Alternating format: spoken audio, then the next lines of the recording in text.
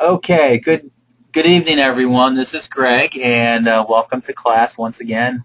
It's Wednesday night at 6:30, and then we're online together.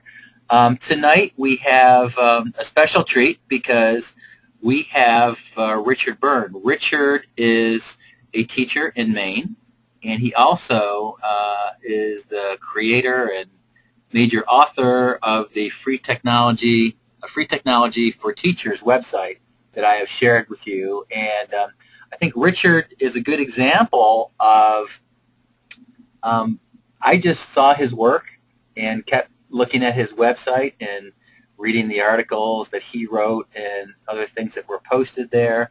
And I was very impressed that he was so happy about sharing this information. I think it's a good lesson that, when you're teaching or training, you don't have to limit yourself to the people within your own organization. And with some relatively, inexpensive or sometimes free technology, you can tap in and use people to, present in your class as we're doing with Richard tonight. So, before the summer started, I didn't know Richard, and I just sent him an invitation saying, this is my name and who I am, and, I think you do some really cool things, and I would like you to come present in my graduate course this summer. And he accepted, and he's here with us tonight. So what I'm going to do is hand it over to Richard. Richard, it's all yours. All right, great. So are you picking up my volume all right? Yes. Okay. All right, good. So are you recording, Greg? I am. I haven't started. Thank you for reminding me. Great. all right. So thank you, Greg. One of the things that I always have to address with my website, Free Tech for Teachers, is the fact that there are thousands of resources on there, so that people always ask me the question, where do you find the time to do this? And as I was talking to Greg a little earlier,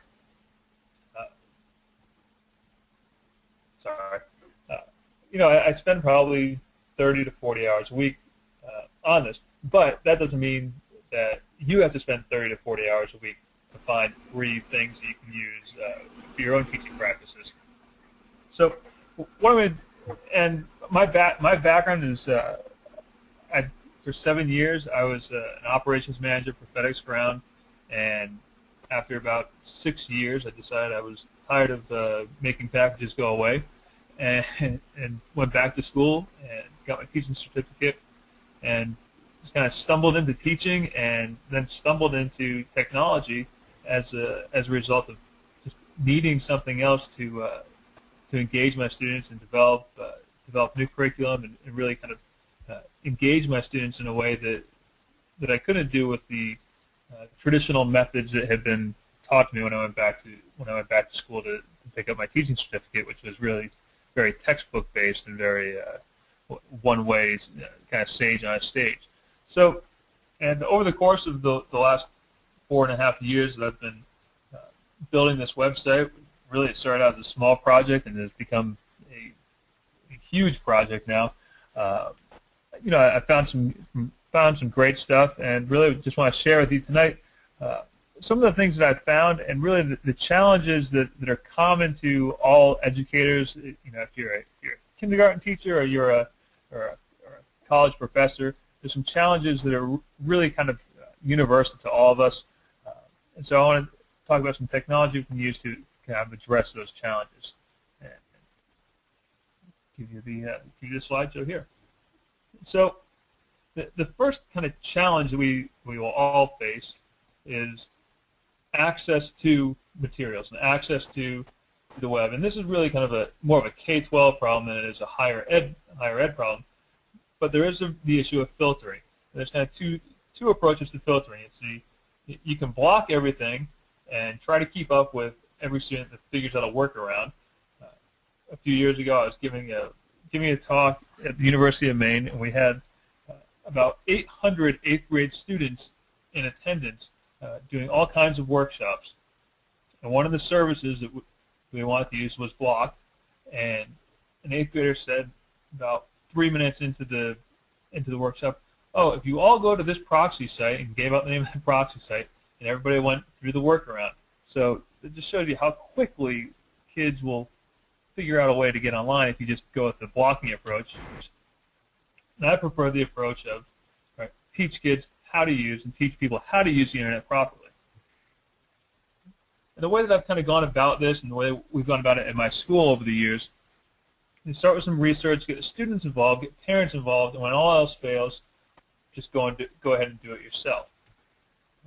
And so on the research front, one of the books that I always recommend to people is Hanging Out, Messing Around, and Geeking Out.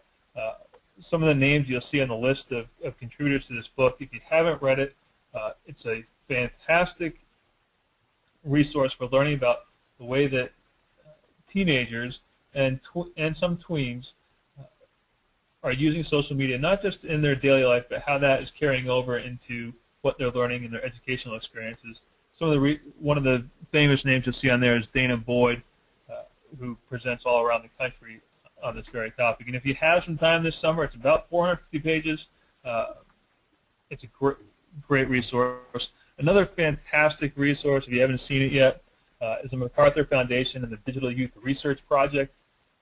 Both of those are great places to find research about how students are using digital media, and how that digital media will really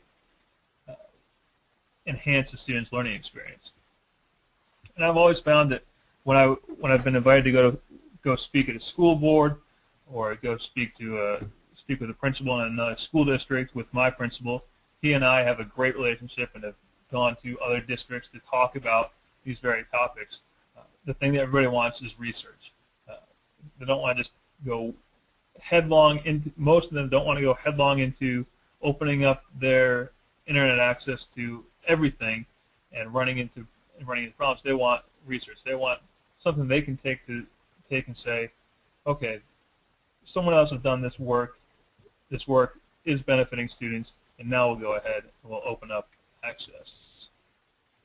And oftentimes, as a classroom teacher or as someone who's lower on the chain of command, you'll run into people who are above you who are trying to kind of dissuade you with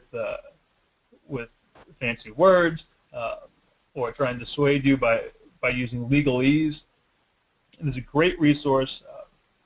This Unmasking the Digital Truth was built by Wes Fryer, who's a doctoral candidate at the University of Texas, specializing in digital media. And on Unmasking the Digital Truth, you can find it at unmaskeddigitaltruth.pbworks.com. He puts in layman's terms what things like SIPA and COPA mean, what does FERPA mean, and how does that relate to access to the internet in schools. It's a great resource if you're looking for any kind of way to counter an argument that you think might not quite hold water. And finally, I like to include this little story about Hawkeye. Like I said, my principal and I, we have a great relationship, but it is a little bit like Hawkeye and Colonel Potter. Hawkeye was the type of person who would, if you're familiar with the show MASH, he'd do whatever is right for his patients, even if it meant kind of breaking the rules. And yes, Hawkeye was from Maine too. Fictitious town in Maine, by the way. Crabapple Cove is a totally made-up place in Maine, but it's very idyllic sounding. But the point is, you have to be willing to take that risk and say, no, we're going to try this. We're gonna give it a go. I think this is in the best interest of our students, and we'll deal with the fallout later. Because I think if we're acting in the right and we're acting for the benefit of our students, we're doing the right thing. And if you don't have that Hawkeye personality, I apologize, it's my dog, we have a thunderstorm. If you don't have that Hawkeye personality, at least help out the people that do, who are trying to put that charge ahead. So the next challenge that we find, and like I said, I've gone through thousands of resources over the years. I apologize. Let me go mute the dog for a second.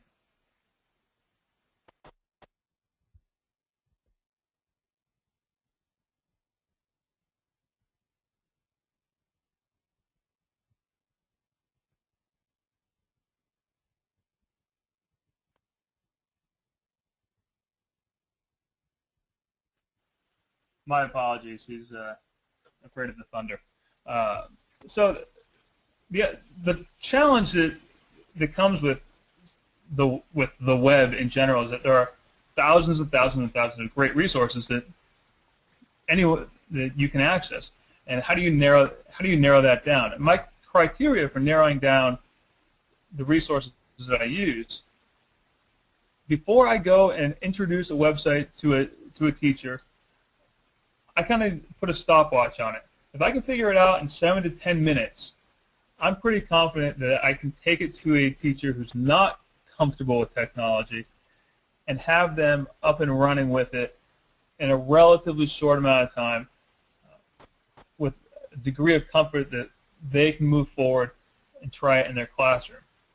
Now, this is not true for everything. There are some services that the learning curve is just much steeper, but they're still very, very valuable. One of my favorite tools right now is the Android App Inventor. I'm really getting into mobile app development. And you're not going to figure that out in 7 to 10 minutes, but it's worth the time. But in general, I try to narrow it down to, can I figure this out in 7 to 10 minutes, and can I take that forward to another teacher and get him or her who is not comfortable with technology up and running? I think that's really important, because if the teacher is in this stressed out mode, our students are also going to be in that kind of stressed out mode, and that doesn't move us forward at all. And the other little tip that I have for selecting resources, and this applies particularly to younger students, particularly in the K-12 crowd, the fewer passwords and usernames that they have to remember, the better. So you don't spend all of your time trying to have 25 students remember their password and reset their password and reset their login. So if you can use something that has that allows you to log in with your Google or your Twitter account or your Facebook account, that can be a great time saver when you're actually using these tools in the classroom. And so our next challenge, and really this is the crux of using technology. Technology is great. The web is great for finding things, but really I'm about what are you going to do with those materials once you find them.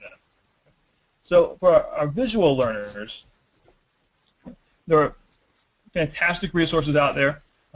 YouTube is probably the most famous example of visual learning resources. But YouTube is unfortunately blocked in a lot of schools, or fortunately, depending on your perspective. And I've put together a list of 47 alternatives to YouTube that contain educational materials, which you can find at bit.ly/47alternatives. You can, like I said, all those sites have been reviewed to have some kind of educational content on them. Khan Academy, Solomon Khan is making a fantastic name for himself, and his site has now taken off to the point that it's not just videos, but there's actually lessons available on there now. And I'm a huge fan of anything that will combine text and a visual medium, which is why I like Mashpedia, which you can see in the left-hand corner there, which is available at mashpedia.com, which pulls together text resources as well as visual resources. It's kind of like a Wikipedia with audio and visual added to it. And finally, Google Earth. I'm a huge fan of Google Earth because Google Earth can be used not just for your geography lesson. It can be used for your math, your science, your English lesson. There's been tons and tons of lessons developed using Google Earth outside of the geography lessons. And if you don't have access to Google Earth, I'm also a big fan of Google Maps. I often go to school districts where they're not allowed to, where teachers aren't allowed to install software or update software on their own, and they have to go through a huge chain of command to get that done. And in those cases, I often recommend Google Maps because you can do a lot of great things with Google Maps. As you can see here in this example, this is a science example. One of my colleagues put together a kind of a Google Maps scavenger hunt for his freshman or science class. For the auditory learners, I'm a huge fan of iTunes U. I download podcasts all the time, and I listen to them while I'm walking my dog. And I pick up all kinds of information. Usually, I listen to history podcasts because that's kind of my predisposition. I'm a history teacher, but there's all kinds of great content there. The fact that major universities are publishing all their courseware for free, you're really giving anyone access to information. Last year, I started, and I have to admit, I did not finish Stanford's course on iPhone development. It was just a little bit over my head. I didn't have the background knowledge. But the fact that I could go on iTunes U and take a course on iPhone app development for free, as opposed to having to shell out $1,000 or more to learn that skill, I think is just totally fantastic. And I also love the idea of making free phone calls to anyone, like we're doing tonight, and getting authors, and getting experts involved in your classroom, in your lesson for free, and using Skype or Witoku, or if you're looking for another site, another great site is Audio Owl, where you can get all kinds of audio books for free as well. And for readers, I'm a huge fan of Google Books. I just put together a new Google Books tutorial the other day and published it on my website. So in the shameless self-promotion vein, if you go to my site, you can get a new tutorial on Google Books, where you can find millions of free books that you can download on your computer or take on your e-reader. So I think it's a great thing for particularly small schools and schools with small budgets and don't have a big library, to open up millions and millions of great resources. I often give my students reading assignments based in U.S. history, and in the past I would actually bring in books of my own from home, and sometimes they would just grow legs and never come back. And now I create Google Book shelves and share those shelves with my students. And there's just a couple of other places where you can go and find more textbook-oriented material, like Flat World Knowledge and Planet eBook.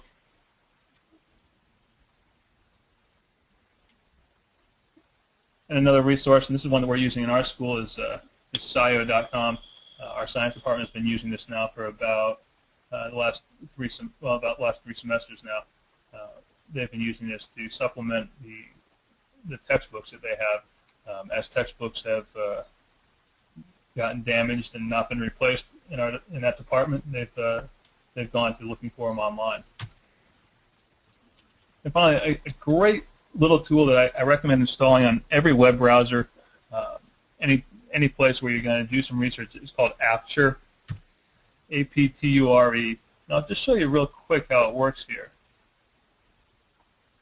All right, so if I'm on my website here, this is a little add-on to my Google Chrome browser. They also have it for Firefox and Internet Explorer.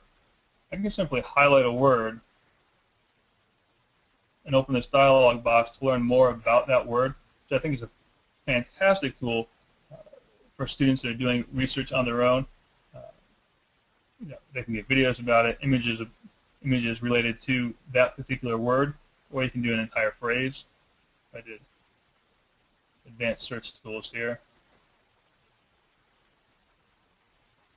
Just a great way for students to quickly get information, rather than having to go out and look at a dictionary or open a new search box somewhere. That's called Apture.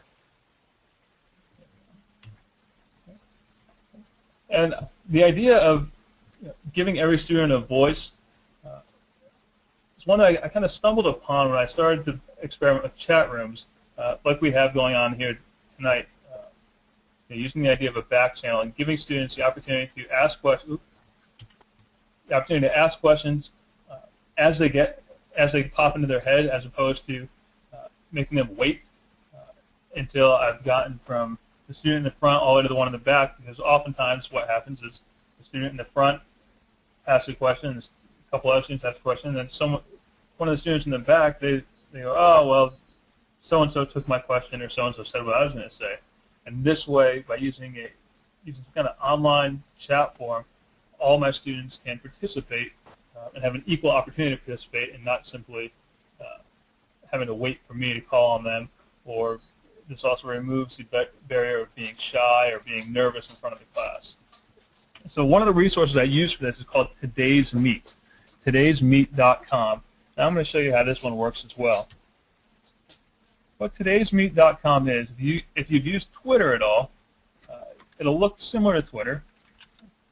And I can just call this room whatever I want. And I'll have this self-destruct in 2 hours. And just join. If I join the room here and spell my name correctly, that helps.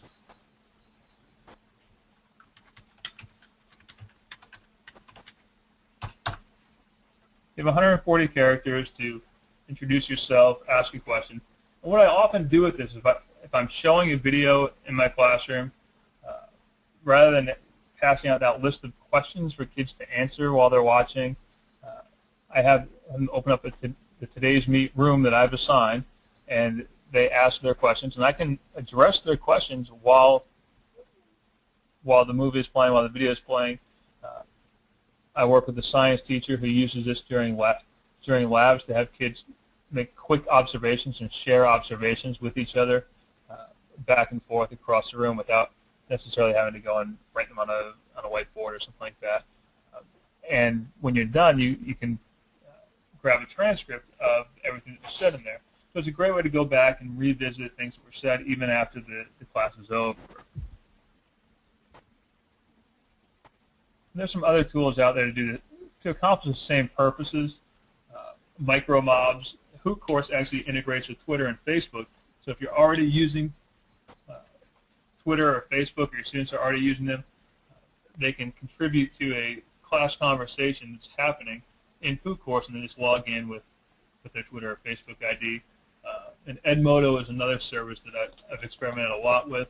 Edmodo is not so much a chat as it is a microblog, more like Tumblr, but designed for schools. And you can restrict access to specific email addresses. So you could actually have parents involved in this if you wanted to. And I see Nancy has a question there. No, I teach at a public school. Every school in Maine has laptops for students. Actually, my students have netbooks. So every student in my school has a netbook. All the middle schoolers in our district have math books, and that's a program that's administered by the Department of Education in the state of Maine. So we do have the advantage of having every student has a device that they can get online with at any point during the school day. So another way that I really like to collect feedback from students and give students the opportunity to share is to use an online corkboard or an online sticky board. The one that I use most often is called Wall Wisher. I'm going to pop this one up here again too. And with Wall Wisher, what I can do is I can have students post a note just by double-clicking on the wall that I created. What do you think about this video? And if I wanted to include a video, I can include a video in the note by simply copying and pasting the URL.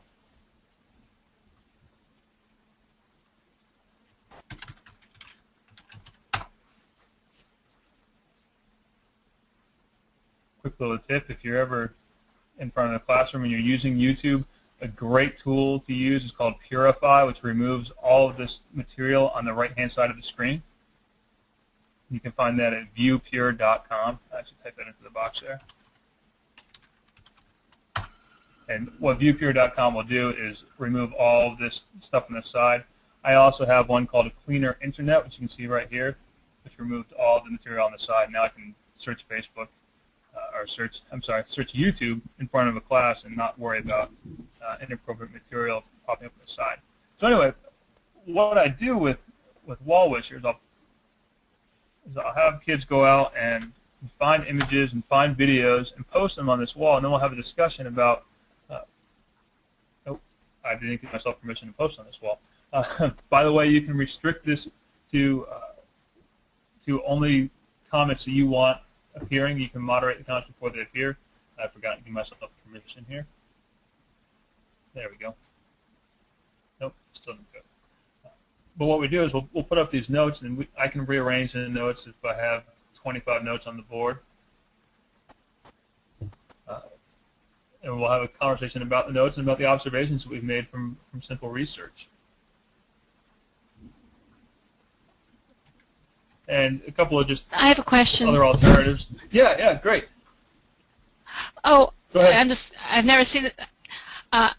So is this sort of like a common chat room? I mean, I'm trying to visualize how it works. Everybody just comes to the same meeting place like we did here to this live meeting, but when we write something, it goes up like on a sticky note on the screen rather than on that little chat thing on the side. Is that how it works? Correct. That's exactly how this works. Okay. And actually, if you go to this URL right here, I'll paste it into the chat. You'll be able to go and double-click on it and add a comment, provided that I remember to give you permission to do it.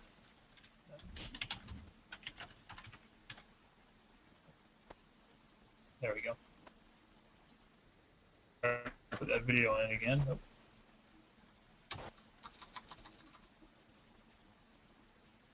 By the way, how many of you have seen Did You Know, or the Did You Know series of videos? It's a great way to find out, really how much digital media is a part of our lives, and how many text messages teenagers will send in a day, and just really how digital media is infiltrated students' lives. So I recommend, if you have some time, it's Did You Know 4.0 is the latest version of it, but any of the Did You Know series are great videos developed by a high school teacher and a professor of school administration at Iowa State University.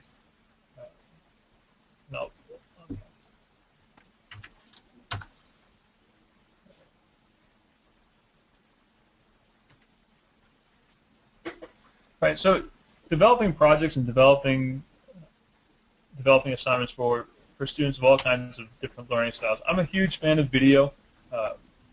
One of the reasons is video engages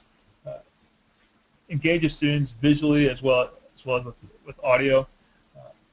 And the process of creating a good video is very similar to the process of writing a good essay or writing a good story.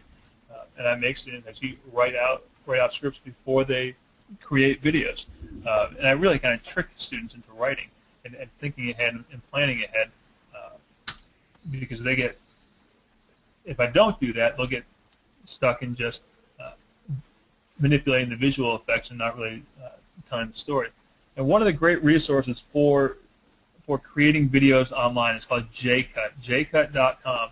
If you have access to Windows Movie Maker or iMovie or Final Cut Pro, by all means, go ahead and use those. But if you don't have access to those tools, jcut.com is a fantastic video editor. It runs online.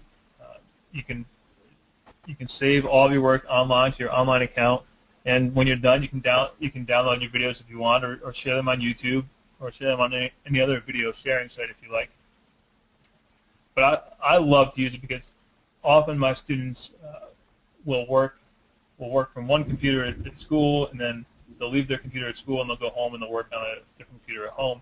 And they don't have to worry about using a USB drive or backing something up to a Dropbox or backing up to their Gmail account. Do I have time to teach them first? Yeah, I do. Something like I do have the advantage with high school students that they have been using digital media since the 6th grade. So I do have that advantage there. And it does take some time to introduce how to use JCut. But once I teach them how to use that at the beginning of the school year, they can then go ahead and use it for the rest of the year, or the year after, or wherever they want once they've learned how to use it. And the learning curve is not nearly as steep as you might think. And one of the things I showed them before we get to JCA is actually Animoto. Animoto is a free service. You can make short videos that are basically slideshows set to music, but that's where we start with the idea of picking images for a specific purpose, picking audio tracks for a specific purpose, and arranging them. And that's where we start. And once they've got the basics of selecting the materials, and they've created an Animoto video, and you can learn Animoto in a very, very short amount of time. I learned about Animoto actually in 2007, sitting in a study hall, and the next period I had a whole class of students using Animoto. So it's a very quick and easy tool to use, and then I kind of transitioned into JCUT after that. So good question, Amanda, regarding guidelines for assignments.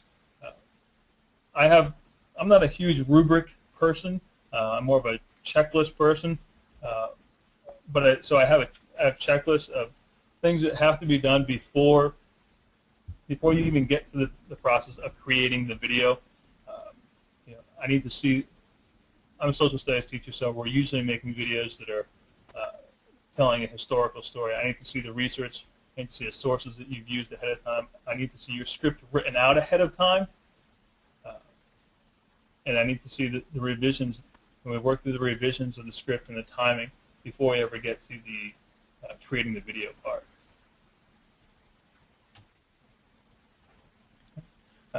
And one of the best ways to avoid any kind of issue with copyright or fair use is to have students create their own images for any kind of video or multimedia project they're going to use.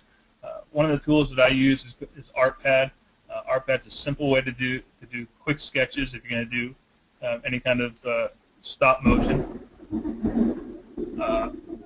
So you can check that out at art.com. It's the ArtPad. There's lots of free drawing programs out there, and you probably have some installed on your computer.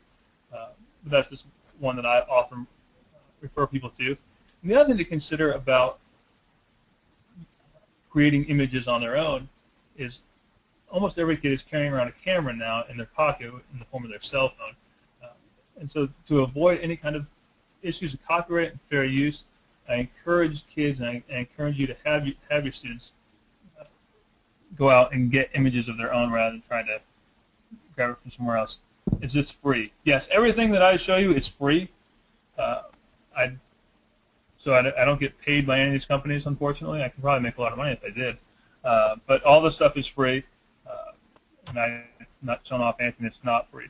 And so, here's the point I was making about making videos and making images on your own.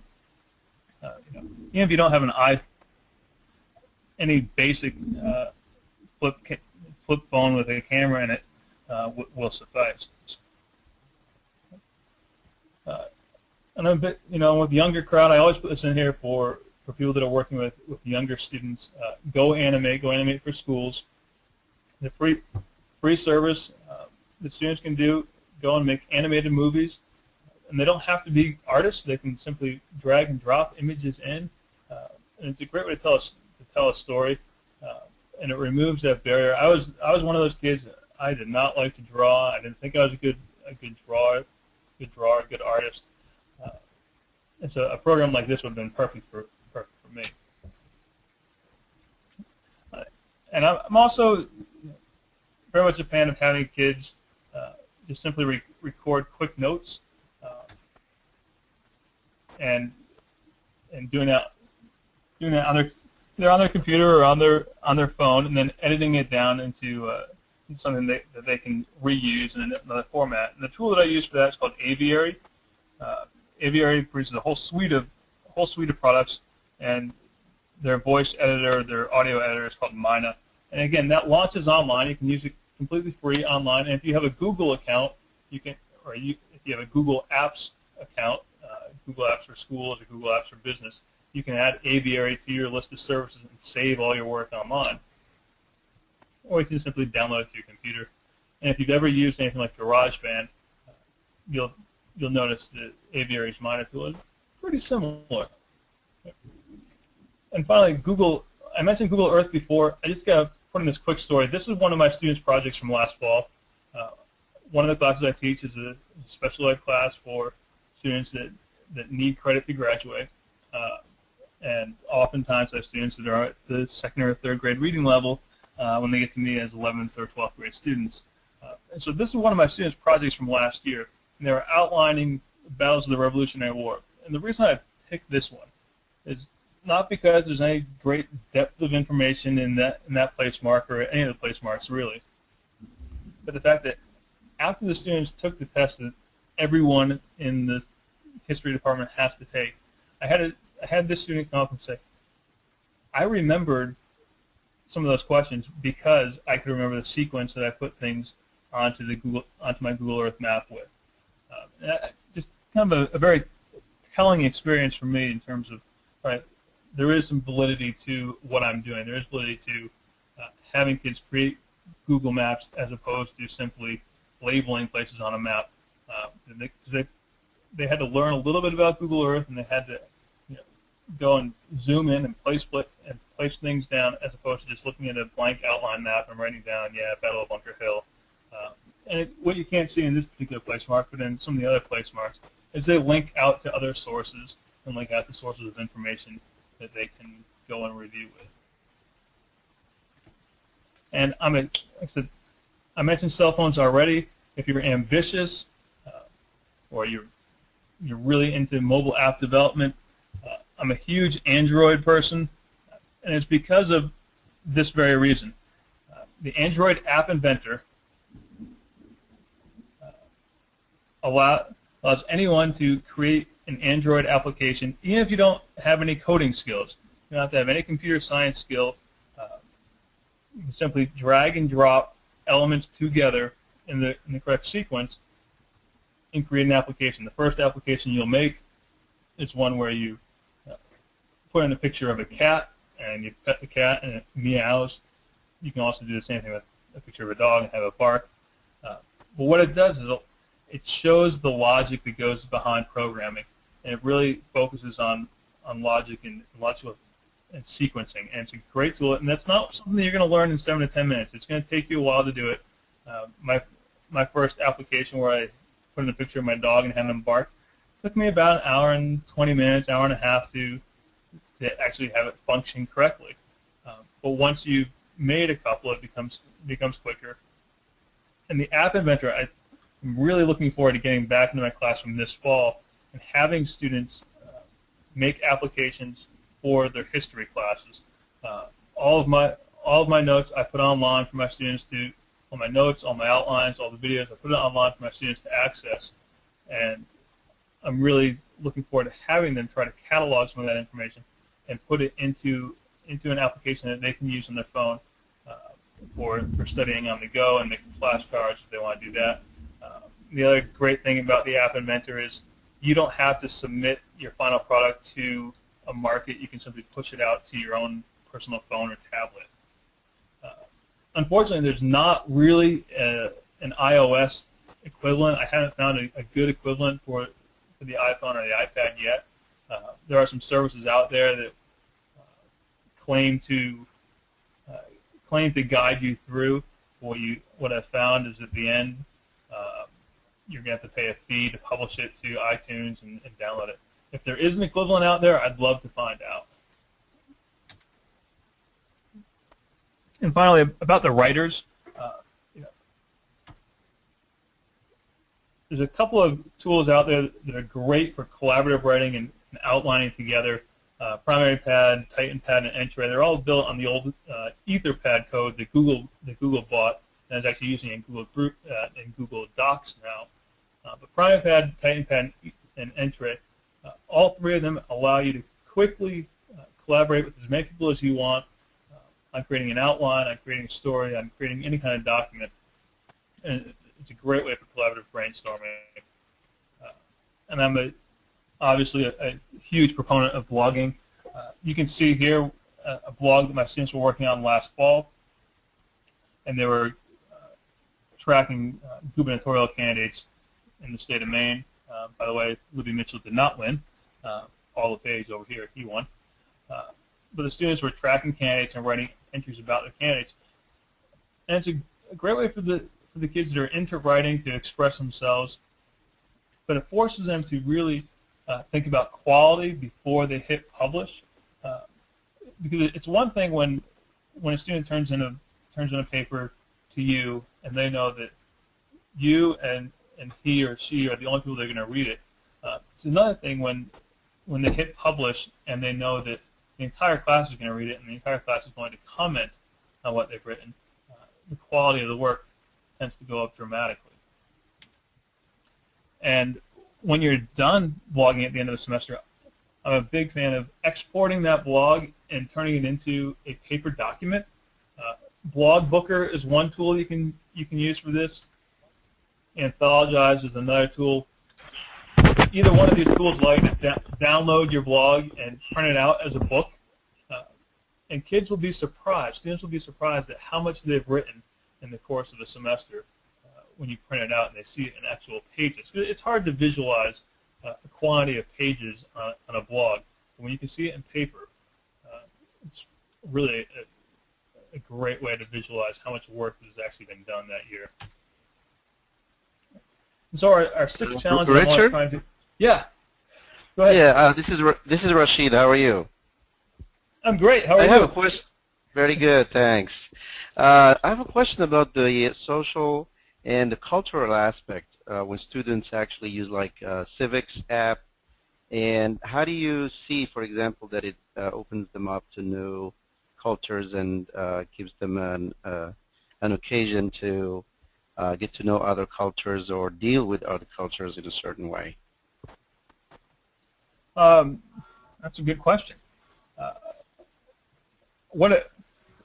The experience that I had last winter, my classroom collaborated with the teacher in Finland, and what we did is kind of a cross comparison. Her students wrote blog entries about United States culture and what they thought was important to people in the United States, and likewise my students wrote about culture in Finland and what they thought was important there. And then they commented on each other's blog posts. So it kind of opened up their eyes in terms of, okay, I can go online and I can read about Finland, or in their case, I can go online and I can read about the United States. But it's a different perspective when you're actually getting first-hand feedback.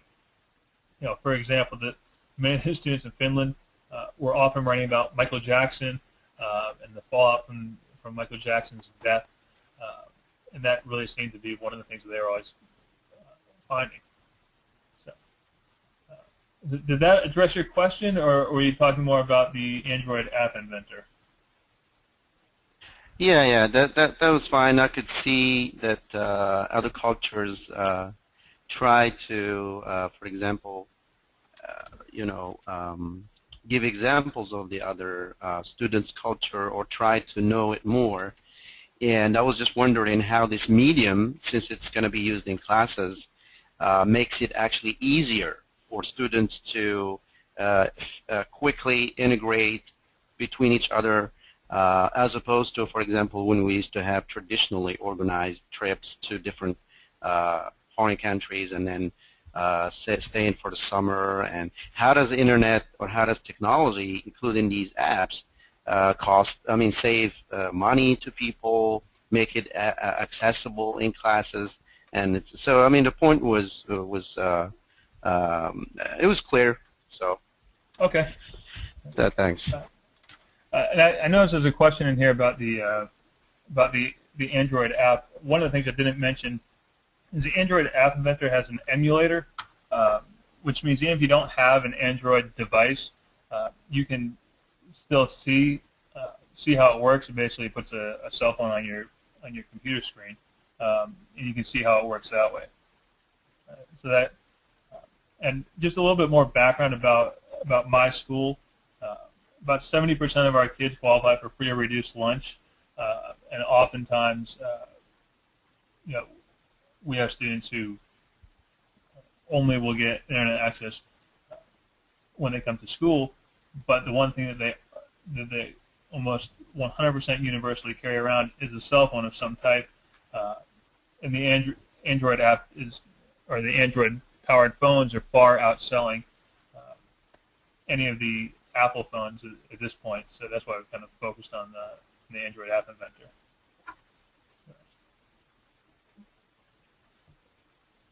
So on the question of research and finding information, one of the challenges that the students often have, and that people in general often have, is what to search for. They may have an idea, but they're not quite sure how to refine their search. They're not quite sure what they're looking for. There are two tools that I really like. One is called the Wiki Mind Map, and another that just went offline yesterday was the Google Wonder Wheel, and hopefully it comes back again. But in the meantime, I'm referring people to Wiki Summarizer, which generates a list of related search terms or related topics when you enter your search. As you can see here, in this Wiki Summarizer, I enter the term Mount Everest, and you get the full Mount Everest article, but also all of these related subjects. It's a great way for students to kind of alter their searches and look at what else is out there besides Mount Everest. All right, I'm doing a research project on Mount Everest. I need to narrow it down a little bit. What are some of the things I can do to narrow my topic down? Yes, this does focus on information from Wikipedia, but it's a good starting point. I don't allow my students to use Wikipedia as a reference. They can't stick that in their bibliography at the end of a project. But I do allow my students to use Wikipedia to start their research, because when you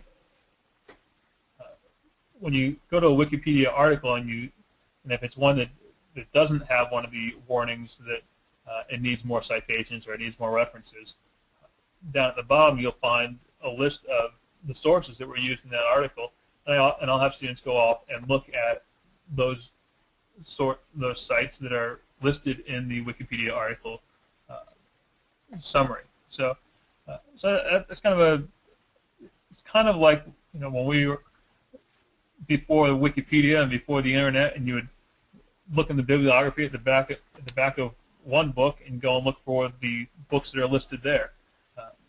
That's kind of what Wiki Summarizer is doing for us now.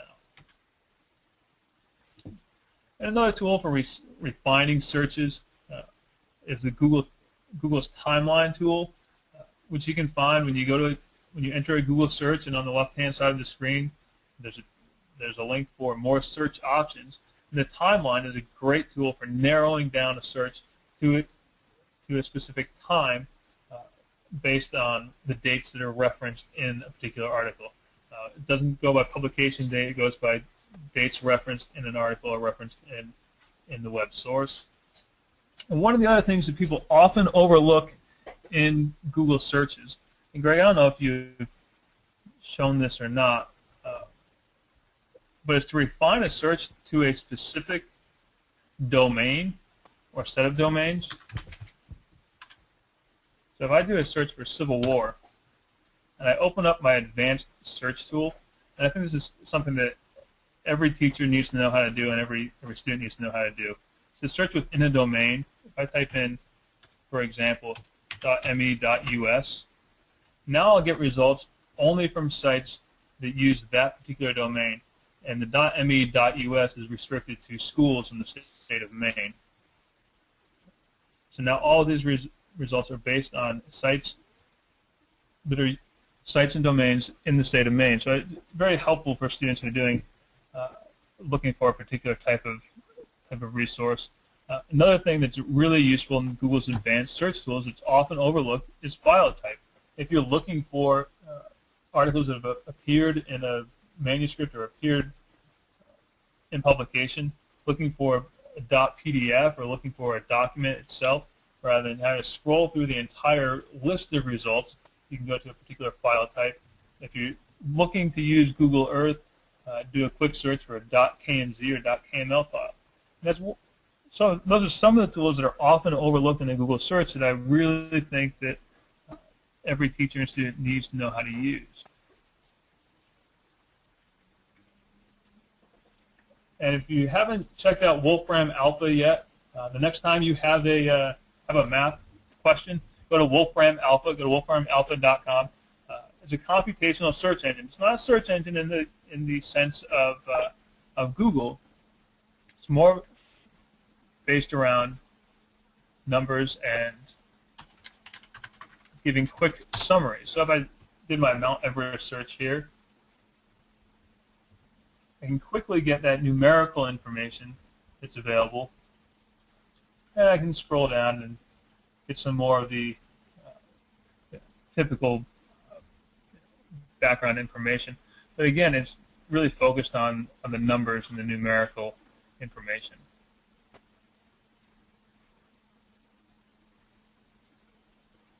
And if you can't decide if you want to use Google or Wolfram Alpha, GoofRam is a side-by-side comparison of the two. On one side of the page, you will get your Wolfram Alpha results, and on the other side, you get your Google results. And just the more search options that are out there, Google Scholar is fantastic for legal decisions or patents and scholarly journals. And if you're working with students who have a lower reading level, I highly recommend checking out SweetSearch. SweetSearch.com is a search engine built for students, and all the links are reviewed by educators before they appear in the index. That's a great tool. And YoLink I'm going to talk about here in this next page with saving information. Once you find information, when I first had kids working online and doing research online, one of the habits that I had to break them of was printing out pages and pages and pages of information to get 2 or 3 paragraphs that they wanted to save there. So I encourage people to use a bookmarking service that allows them to clip part of the site and save the link. And one of my favorites for this is called YoLink. There's a YoLink for education. There's also just a standard YoLink. But what YoLink does is it allows you to link up to your Google Docs account, and you can save the entire contents of a web page in your Google Docs, or you can trim out parts of the web page and save it in your Google Doc account with the link to the original source. So you can do a YoLink. You can do a similar thing with Digo and Google Bookmarks and Incisys and iSight. They're all services that I've used at different times and had kids use at different times. But the two that I'm using primarily now are YoLink for education and Google Bookmarks. And it's just, I encourage anyone that's doing online research to use a tool like that so that you don't find yourself going back later and wondering, okay, what was it about that link that I bookmarked that I wanted to keep? By clipping a part of the web page as you bookmark it, you save yourself a lot of time. You can really focus your research from there. Oh, Greg asked how about Delicious. I used to have Delicious in this slide, actually, and I just took it out a few weeks ago. And the reason is Delicious was going to be shut down by Yahoo, and then it was not going to be shut down, and then it was sold off. And so the status of Delicious and where Delicious is in terms of how long it's going to be in business is kind of in limbo. So I've taken Delicious off the list for now. Delicious will accomplish the same purposes, but I'm not actively promoting Delicious at this time because of the limbo that it's in financially. And so our last challenge is really improving communication with parents and students. One of the best ways to do this is to create a blog and have a public-facing presence for yourself and the courses that you teach. There's nothing better than having a resource that students and parents can go to and quickly find out, what do we do in class today? What do I have to do for the next class? It addresses all of those questions that you would typically have to answer in an email or a phone call. You address them all. And the other great thing about it is if you're required in your school or in your place of work to show your lessons and to show what you're doing in class day by day, having a blog can kill 2 birds with 1 stone. You can send the link to whoever the supervisor is that wants that information, or you could print it out and submit it if they insist on on a hard copy. But if anyone wants to know what's going on with your class, put out a blog or put out a website that's public facing for that communication purposes. And there's all kinds of things you can add to your blog. You can see in the upper right hand corner I have a simple widget where students can submit files to me and upload files to me. If you're a Google Voice user, you can have people call and leave voicemail messages through your blog if you want to put in Google Voice. So there's all kinds of add-ons you can build to a blog, but at its very basic, publish what you're doing, share that information, and then just answers a lot of questions for you before they're even asked, really. And I'm not ashamed to admit that my students probably go to Facebook more often than they go to MrByrneTeaches.com. So to capitalize on that, this year I made a Facebook page for my blog. And now I need to be clear, the students don't become my friend on Facebook. They don't see anything about me and my personal life.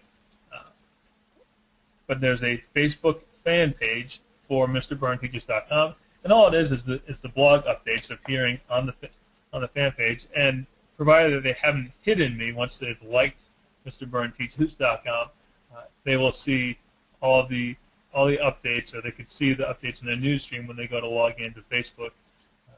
When they get home in the afternoon, they get home in the evening, and they're chatting with friends, and then, oh my goodness, Mr. Byrne just posted that there's homework due next period, or there might be a quiz next class. And I really encourage parents to get involved with students' education, and Voicethread is a great service that we've used in my school in the past to create oral history projects, local oral history projects, where we've had grandparents and parents weigh in and share their comments about a particular picture. We have an old building off the corner of our campus that used to be a barn and has now become a postgraduate building for our students that have graduated but aren't quite moving on. It's kind of a fifth year of high school building. And we had that picture in the Voicethread, and we had parents talk about how that used to be the site, the corner of the fairgrounds, and all kinds of great conversations built around that. And you can use Voicethread for that. You can also use Voicethread for showing mathematics tutorials. You can do a lot of audio and visual commenting on Voicethread. And I'm going to steal a line from my friend Chris Lehman, who says that cell phones are only banned in two places: schools and Al-Qaeda. And I really think they shouldn't be banned in schools. There are some great tools out there for using cell phones for productive purposes. Two of the tools that I encourage people to check out are Poll Everywhere and Text the Mob. They both do the same thing. But I just like to put out a couple different options for them. They both have free plans that teachers can use in your classroom or wherever you want. If you want to use them in your school. You can get instant feedback via cell phone on any kind of question that you can think of. Do you want to put up and get a poll? Now, the reason that I stumbled upon this a few years ago, cell phones were banned in my school at the time, and I looked over during my civics class to see a student texting, and I asked her, "Who are you texting?" And she said her mother. And I was kind of in that mood where I didn't really want to have a fight and try to confiscate the phone and all the things that go along with teenagers and cell phones. And so I said, well, why don't you just text your mom how she feels about question 4, which was the discussion that we were having that day. Question 4 was a referendum issue about casinos. And so we got the feedback from my mother. And shortly thereafter, we had a couple other students who asked, "Oh, can I text my mom or my dad too?" And I said, "Yeah, sure." And so before long, the whole class had texted someone outside of the class, and we had added that information to the conversation. We got some new perspectives. And that's where Text the Mob and Poll Everywhere come in. If I post a Poll Everywhere poll or a Text the Mob poll on my blog, I can have anonymous feedback from parents and from students about any number of questions. And finally, the last thing I want to leave you with is not so much about the technology as is about the challenges that technology allows us to face. And for links to all the stuff that I've mentioned, you can check out my blog, 3techforteachers.com, or you can follow me on Twitter or email me at the email address you see there. And so at this point, I'll answer as many questions as you have. As long as the power doesn't go out, we're having a colossal thunderstorm here. I'll answer questions until the power goes out, or you get tired of listening to me. And I see a question right now, which is Voicethread only free for public educators? It's free for educators. If you work in a private school, you should be able to also access Voicethread for free. They ask for a .edu or a .us domain. However, if you email them and give the URL for your school, access to it as well that way.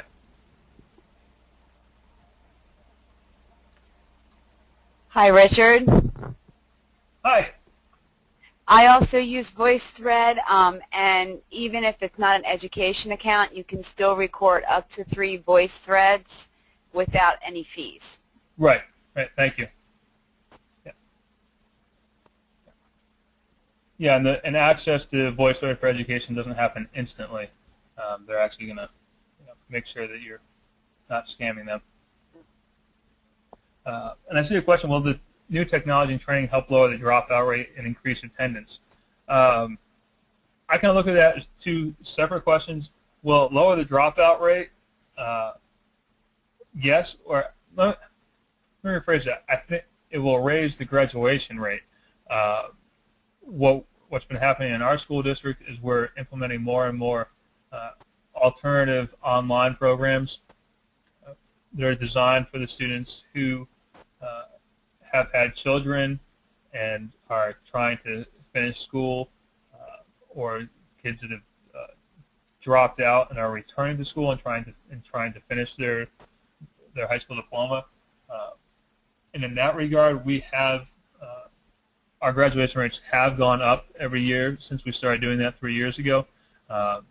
So will it increase attendance? I don't know that it will increase attendance necessarily, but I don't know that increased attendance is necessarily, if you're teaching an online class, you can have online attendance, but having physical attendance is not necessarily, the seat time variable is removed.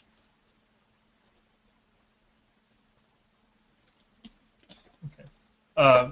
Good question about not having a PC or a cell phone. Like I said, in our school district, every student is issued in high school a netbook, and every student is issued in middle school a math book to use. And I've often had students that don't have internet access at home, and they can take their netbooks home if they want to. But I've often had students that don't have internet access at home. But what they do is, when the school bus arrives at school, and you'll see that our school buses arrive 25 minutes before school starts. They often jump online as soon as they hit the door, and you'll see them online immediately. So that's not a perfect solution, but that's kind of the reality of where we are right now.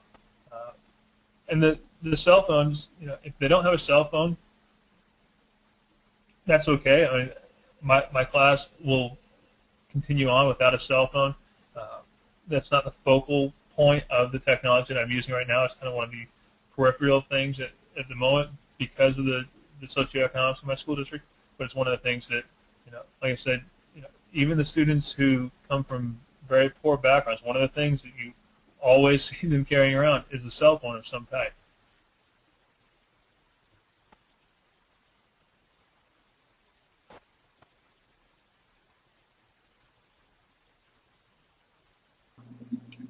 Richard, this is Greg.